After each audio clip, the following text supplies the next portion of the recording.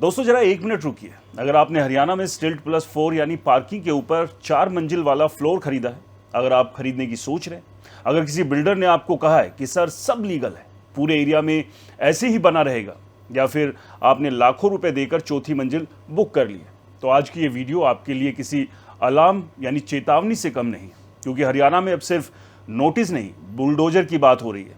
और सबसे बड़ा सवाल, क्या आपकी चौथी मंजिल भी खतरे में है? क्या बिल्डर ने आपको आधा सच बताया? अगर पूरे मोहल्ले में 4-4 मंजिल बनी है, तो फिर कार्रवाई सिर्फ कुछ मकानों पर क्यों होती है? क्या सरकार पुराने कंस्ट्रक्शन भी गिराएगी या सिर्फ नए? अगर आपने बैंक से लोन लेकर फ्लोर खरीदा है, तो नुकसान किसका होगा? बिल्डर का, खरीदार का या सरकार का? और सबसे बड़ा सवाल, क्या हरियाणा में फिर से स्टिल्ट प्लस 4 को लेकर नया विवाद शुरू होने वाला है?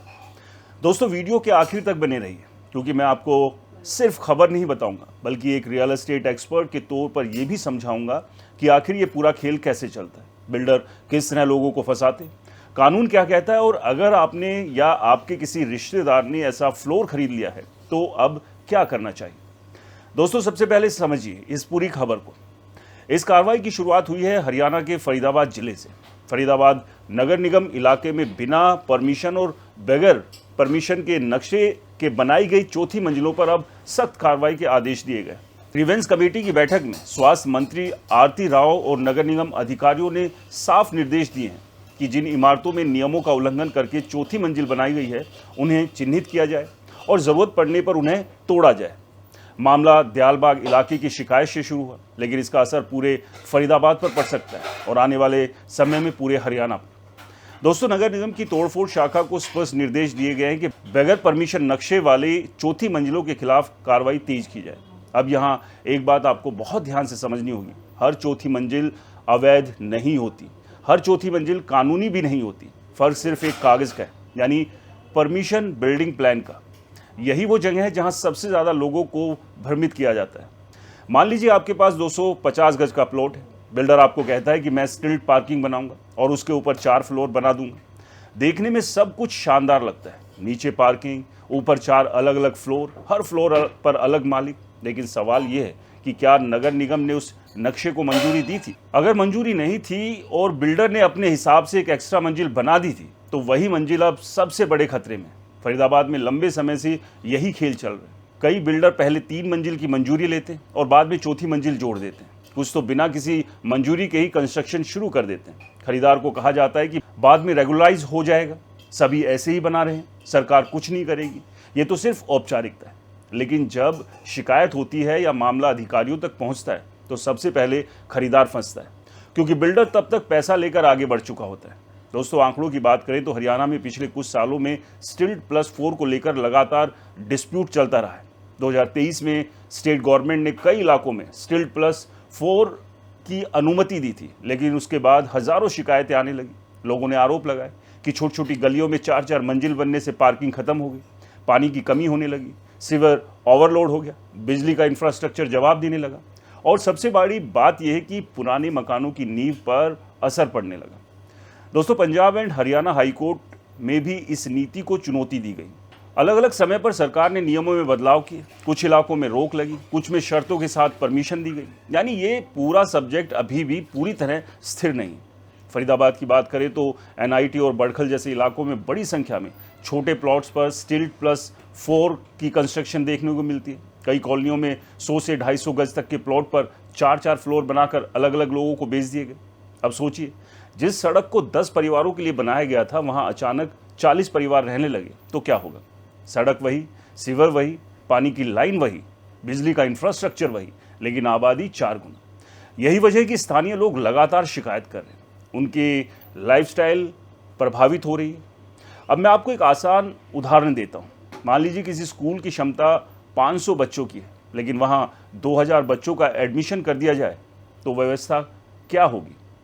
बिल्कुल नहीं होगी। यही हाल बिना प्लानिंग वाले कंस्ट्रक्शन का होता है।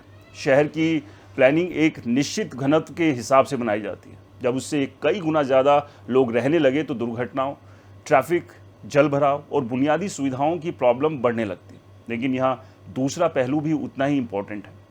आम आदमी की गलती कितनी है? एक परिवार अपनी पूरी ज़िंदगी की कमाई लगाकर फ्लोर खरीदता है, बैंक से लोन लेता है, बच्चों की पढ़ाई के खर्चे कम करता है, बाहर घूमने के खर्चे कम करता है, गहने बेचता है, पीएफ निकाल कर घर खरीदता है। उसे लगता है कि अगर बिल्डिंग की कंस्ट्रक्शन हो गई, बिजली का कनेक्शन मिल गया, पानी आ गया, रजिस्ट्री हो गई या एग्रीमेंट हो गया तो सब कुछ कानूनी होगा। लेकिन कई बार बाद में पता चलता है कि जिस मंजिल में उसने पैसा लगाया वही मंजिल नक्शे में थी ही नहीं। ऐसे मामलों में सबसे ज़्यादा नुकसान खरीदार को होता है।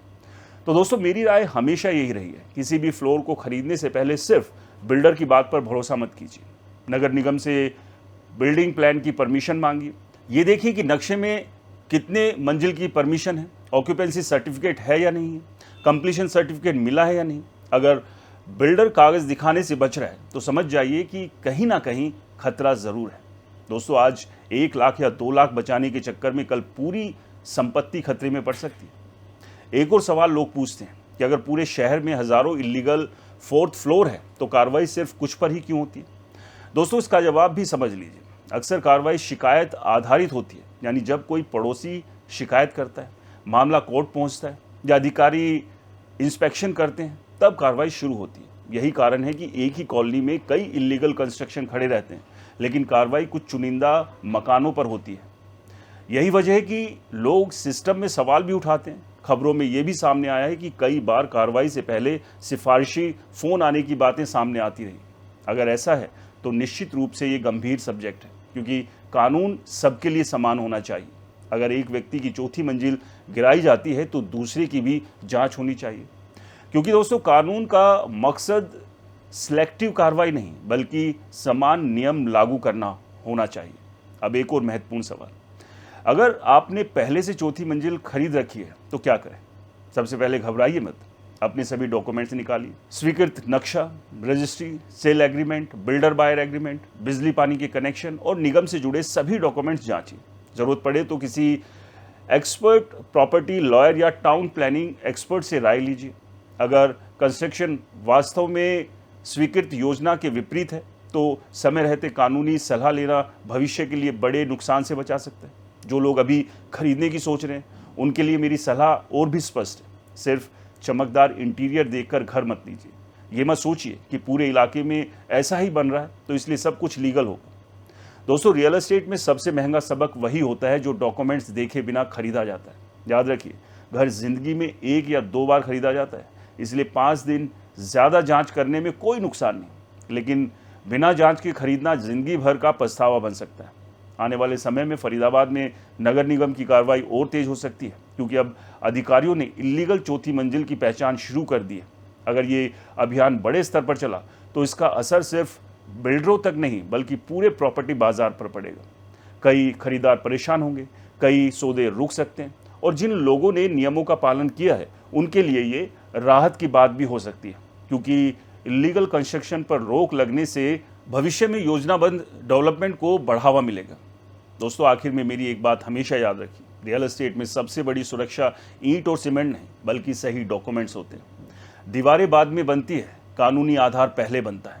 अगर नक्शा सही है, मंजूरी सही है और रिकॉर्ड साफ है तो आपका घर सेफ है। लेकिन अगर शुरुआत ही नियमों के खिलाफ हुई है तो चाहे बिल्डिंग कितनी भी खूबसूरत क्यों ना दिखे, जोखिम हमेशा बना रहेगा। इसलिए फैसला भावनाओं से नहीं, डॉक्यूमेंट से लीजिए, क्योंकि घर सिर्फ रहने की जगह नहीं होता, वो आपकी ज़िंदगी की सबसे बड़ी पूंजी होता है। और उस पूंजी की सुरक्षा की जिम्मेदारी आखिरकार किसकी है? आपकी। और ये आपको ही तय करना है। और दोस्तों, ये कार्रवाई सिर्फ फरीदाबाद तक नहीं, धीरे धीरे बाकी के ज़िलों में भी पहुँचेंगी। गुरुग्राम और कई ज़िले ऐसे हैं जहाँ पर अभी से ही इलीगल कंस्ट्रक्शन और एनक्रोचमेंट के खिलाफ मैसिव ड्राइव चल रहा है। तो आप समझिए कि जब भी कोई प्रॉपर्टी ले, पूरी तरह से उसकी पड़ताल करें, डॉक्यूमेंट्स अच्छे से जानें, वरना भविष्य में आपके घर के सामने भी बुलडोजर खड़ा दिखाई दे सकता है। दोस्तों, वीडियो सही लगा हो, जानकारी सही लगी हो तो इसे ज़्यादा से ज़्यादा लोगों को शेयर करें ताकि और लोग भी जागरूक हो सके। कमेंट में अपना अनुभव ज़रूर बताएं और आपके अपने चैनल को सब्सक्राइब और फॉलो करना बिल्कुल ना भूलें। मिलते हैं अगले वीडियो में, तब तक के लिए नमस्कार, जय हिंद।